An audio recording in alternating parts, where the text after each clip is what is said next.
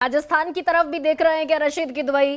राजस्थान में भी क्या अशोक गहलोत अब इसी मार्गदर्शक मंडल में जाते हुए नजर आएंगे? और एक सवाल यह भी है कि कांग्रेस कितनी मजबूत होती आपको दिख रही है, क्योंकि मैं बार बार इस बात का जिक्र करती हूं कि 192 सीटें वैसी हैं जहां इंडिया अलायंस के बाकी किसी दल की कोई भूमिका नहीं है, जहां सीधे बीजेपी से कॉम्पीट करना है कांग्रेस को। और कांग्रेस की मजबूती ऐसे में इस लिहाज से बहुत जरूरी है। उतनी कांग्रेस मजबूत नजर आती है? जी गरिमा, बिल्कुल नहीं। कांग्रेस जो है वो केवल एक लीपा पोती के भूमिका में अभी नजर आ रही है। वो उसको कोई जो कड़े फैसले लेने चाहिए या ले सकती है वो नहीं कर रही है। देखिए, कहीं के ऊपर भी उसने अपनी लीडरशिप में उस तरीके का बदलाव नहीं किया है। अगर हम मध्य प्रदेश की बात करें तो विडंबना देखिए कि वो एक तरफ जनरेशनल चेंज की बात कर रही है युवाओं का, लेकिन उसकी जीत का दारोमदार लोकसभा के चुनाव में केवल और केवल छिंदवाड़ा सीट पे। और वो भी ये कि अगर कमलनाथ जो है हिम्मत दिखा के वहां चुनाव लड़े जहां उनके पुत्र अभी लोकसभा के सांसद है। बाकी जगह कांग्रेस का नतीजा बिल्कुल वहां के ऊपर सिफर नजर आता है। तकरीबन यही स्थिति जो है वो राजस्थान में है कि वो अशोक गहलोत को नापसंद तो करती है, लेकिन उसमें इतनी हिम्मत नहीं है कि अशोक गहलोत के खिलाफ कार्रवाई करके उनको मतलब घर बिठा दे।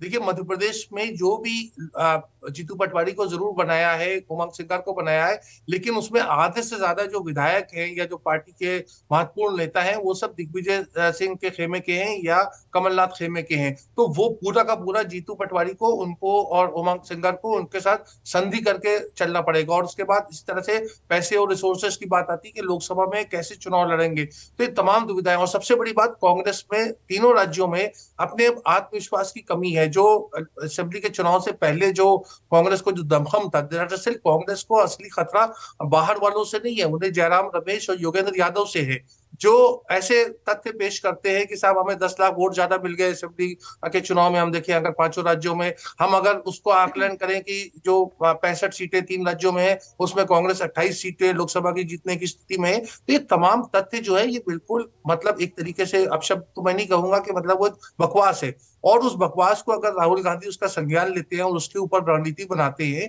तो वो बड़ा गंभीर मुद्दा है। देखिए, जो जाति जनगणना की बात है वो एक दमदार मुद्दा था। कोई और राजनीतिक दल होता तो उसका लाभ उठाता, लेकिन राहुल गांधी का जो पिछड़ों की राजनीति राहुल गांधी ने की उसमें कांग्रेस ने ही उसकी कोई चर्चा नहीं की। ना उसमें कांग्रेस के अंदरूनी कोई चर्चा हुई, ना कोई राज्यों में 5-5 10-10 पिछड़े नेताओं का एक समूह बनाया गया जो मुद्दों को जनता के बीच में ले जाता, जो इंटेलिजेंसिया है उससे बात करता। तो तमाम एक बड़ी लिस्ट एक बड़े लंबे फेलियर की और मुद्दों नहीं, की लेकिन कमी है रशीद ठीक कांग्रेस। है, आप कह रहे हैं कि भाई लोगों के बीच में लेकर जाना चाहिए था। अभी भी कांग्रेस ऐसे डेयरिंग डिसीजन लेने के मोड में नहीं दिखती, लेकिन उसके बावजूद 77 साल के कमलनाथ को साइड किया। तो दो डिसीजन लिया है दो बड़े साइड ये डिसीजन आपका लिए गए आकलन है हैं, जीतू पटवारी गरिमा को जी। लाए हैं। नहीं नहीं तो गरिमा जी, हाँ, आपका आकलन को तो कमलनाथ खुद उनको पता है उमंग कि पांच सिंघार साल हैं, बाद हेमंत वो कटारे वो हैं। प्रदेश। हेमंत कटारे को नेता बनाया है। तो ऐसा नहीं नहीं नहीं, डिसीजन नहीं अभी था। मैं आपसे कह रहा हूँ ना कि लोकसभा का चुनाव होगा तो कांग्रेस की तमाम और तमाम उम्मीदें जो मध्य प्रदेश में खाता खोलने की है वो कमलनाथ से ही जुड़ी हुई है कि वो चुनाव लड़े और वो छिंदवाड़ा से चुनाव जीते ताकि कांग्रेस को एक लोकसभा सीट मिले। बाकी कोई जगह कांग्रेस का, यहाँ इतने पैनल बैठे हुए हैं, कोई बताए कि कांग्रेस 5 सीटों में मध्य प्रदेश में जीतने की स्थिति में है? ऐसा बिल्कुल नहीं है। तो यही मैं कह रहा हूँ, ये सिर्फ कहने की बात है कि उन्होंने कमलनाथ को साइडलाइन किया गया। कमलनाथ ने तो खुद स्वेच्छा से इस्तीफा दिया है। वो 18 से लेके अभी तक वो पूरा पीसीसी का खर्चा उठा रहे थे। इससे पहले पीसीसी में इतना बुरा हाल हो गया था मध्य प्रदेश की कि पत्रकारों को चाय चाय पिलाने के लिए भी वो हाथ जोड़ लेते कि साहब हमारे पास पैसे नहीं है। अच्छा रशीद, कर्मचारियों की लेकिन ठीक तनख्वाह है, नहीं वो मिल रही थी, लिफ्ट डिपेंडेंसी चलनी बनी बंद हो रहेगी। गई थी। आप ये कह रहे हैं कि कमलनाथ पर डिपेंडेंसी बनी रहेगी, क्योंकि उनके इलाके से आने वाली जितनी भी विधानसभा की जो सीटें हैं वो भी कांग्रेस की झोली में गई। अभी धन्यवाद अदा करने भी पहुंचे हुए कमलनाथ। लेकिन क्या राजस्थान में ये डिसीजन ले पाने की स्थिति में है कांग्रेस की? अशोक गहलोत को साइड करें, किसी युवा चेहरे को, सचिन पायलट को भी छोड़ दें, अगर रिफ्ट है तो क्या किसी युवा चेहरे को कमान दिए जाने की स्थिति में कांग्रेस दिखती है? जी गरीबा, मैं फिर वही कहूंगा कि सब चीजें हो सकती है, लेकिन कांग्रेस को उसके लिए निर्णय लेना पड़ेगा। और निर्णय की स्थिति जो है क्योंकि कांग्रेस ये सोचती है कि अभी लोकसभा का चुनाव है, वहां खर्चा पानी कौन करेगा, वो तो संपन्न व्यक्ति जो है वो वहां का भूतपूर्व मुख्यमंत्री था, तो इसलिए वो अशोक गहलोत से बिगाड़ नहीं लेना चाहते हैं, भूपेश बघेल से बिगाड़ नहीं लेना चाहते हैं। तो ये अंदर खाने सबकी एक तरीके की एक सेटिंग है, और सेटिंग के चलते हुए केवल एक कॉस्मेटिक चेंजेस कांग्रेस में किए जा रहे हैं। कॉस्मेटिक चेंजेस, आशु शायद इस पर ज्यादा प्रकाश डाल सकते हैं। मैं संजय जी और सज्जन कुमार दोनों मेरे साथ हैं और इंतजार प्रतीक्षा भी कर रहे हैं, मैं दोनों के पास लौटूंगी। लेकिन आशु, ये कॉस्मेटिक सर्जरी सिर्फ हो रही है क्या? नहीं, मैं इसको कॉस्मेटिक नहीं मानता हूं, क्योंकि कमलनाथ के खिलाफ एक्शन लेना और उनको रिप्लेस करके नए लोगों को मौके देना, कम से कम एक कदम तो कांग्रेस पार्टी ने उठाया है। दूसरी बात, अगर जीतू पटवारी में अगर लीडरशिप नहीं होगी, अगर वो कहेंगे कि भाई हमें चाय पिलाने के पैसे नहीं, तो घर बैठिए, संन्यास लीजिए, क्यों आप राजनीति के अंदर, क्यों, आपकी जरूरत क्या है? बेसिक सवाल पैसे का नहीं होता। सवाल आपके अंदर वो you got a fire in your belly और नॉट, क्या आपके अंदर वो भूख है चुनाव लड़ने के लिए, क्या जीतने के लिए? मैं रशीद भाई की इस बात से बिल्कुल इत्तेफाक नहीं करता, कांग्रेस पार्टी और छिंदवाड़ा के अलावा कहीं नहीं जीत सकती है।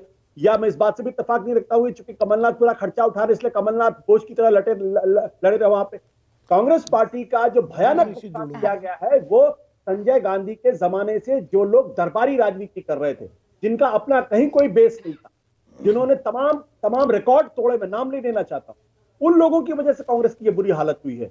पिछले 20 साल से भारतीय जनता पार्टी ने शिवराज चौहान को जब बागडोर दी थी, उस वक्त किसने सोचा था कि शिवराज चौहान इतने बड़े नेता बनेंगे और लगातार 3 चुनाव भारतीय जनता पार्टी के लिए जीत कर आएंगे? तब तक किसी ने नहीं कहा था, क्योंकि वो पहली पसंद नहीं थे। पहली पसंद बाबूलाल गौड़ थे उमा भारती के बाद, और उनके पहली पसंद उमा भारती थे। तो आपने जब फायदा उठाया, दूसरे ने लीडरशिप दिखाई और बीजेपी ने चुनाव जीता। तो मैं ये नहीं कहता हूं जीतू पटवारी चुनाव जीत सकते हैं, लेकिन अगर आप पॉलिटिक्स में हैं और आप इस बात का रोना रहे, आपके पास रिसोर्सेज नहीं है, तो फिर कृपया करके घर बैठिए। लेकिन आशु, एक सवाल फिर यह भी बनता है कि एक समय पर राहुल गांधी के साथ जितिन प्रसाद, ज्योतिरादित्य सिंधिया और सचिन पायलट यंग ब्रिगेड की तरह नजर आते थे।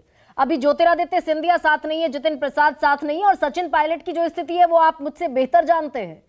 देखिए, ये सब लोग अवसरवादी नेता थे, अपने माता पिता की जो विरासत थी उसकी वजह से नेता बने थे।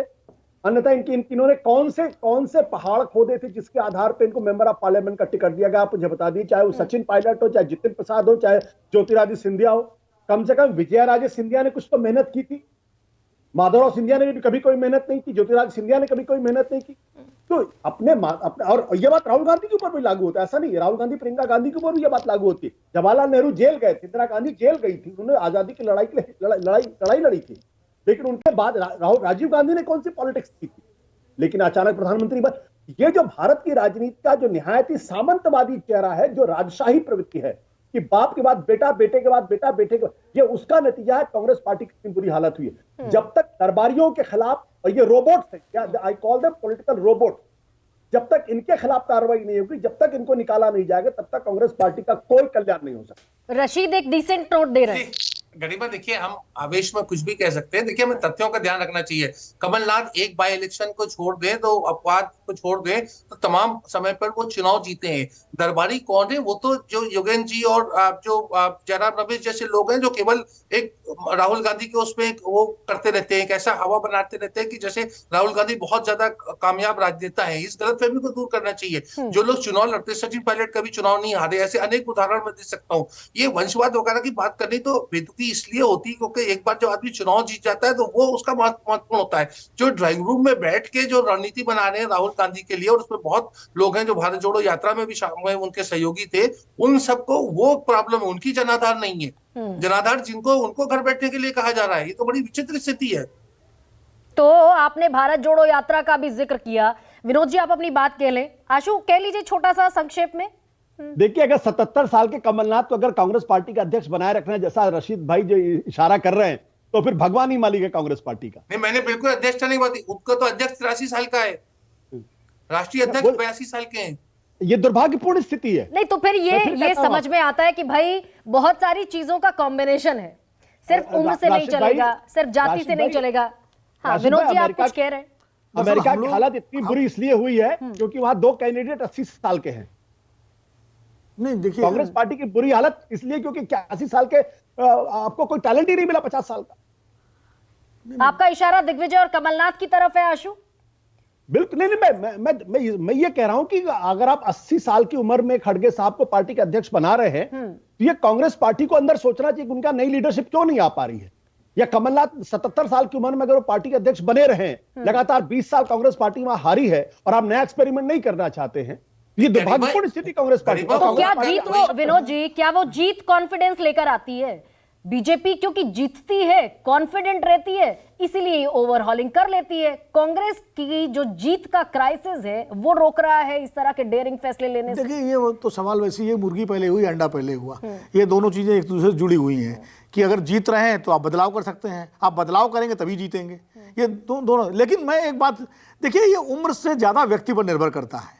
राहुल गांधी ने अरुण यादव को बनाया मध्य प्रदेश का अध्यक्ष, राहुल गांधी ने अशोक तंवर को बनाया हरियाणा का अध्यक्ष, दोनों युवा थे। मीनाक्षी नटराजन उनकी युवा टीम में थी, लेकिन क्या परफॉर्म किया इन लोगों ने? राहुल गांधी को मतलब फजीहत झेलनी पड़ी इन लोगों की वजह से।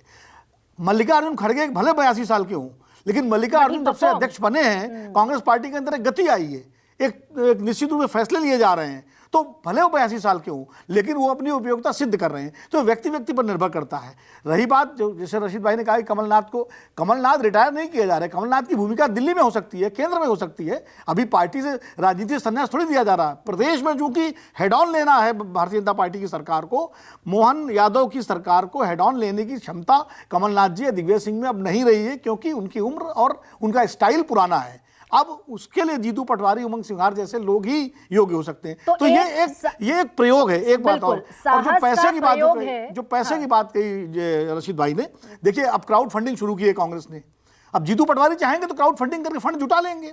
भाई रेवंत रेड्डी के पास कौन से पैसे आ गए थे? वो भी तो चंद्रशेखर राव के सामने बहुत कमजोर थी पार्टी, वहां भी खर्चा चलाने के पैसे नहीं थे, लेकिन आ गए ना साधन। आप अगर लड़ेंगे तो लोग आपको फंड करेंगे, जनता आएगी आपके साथ। 1380 रुपए, 13,800 रुपए, लेकिन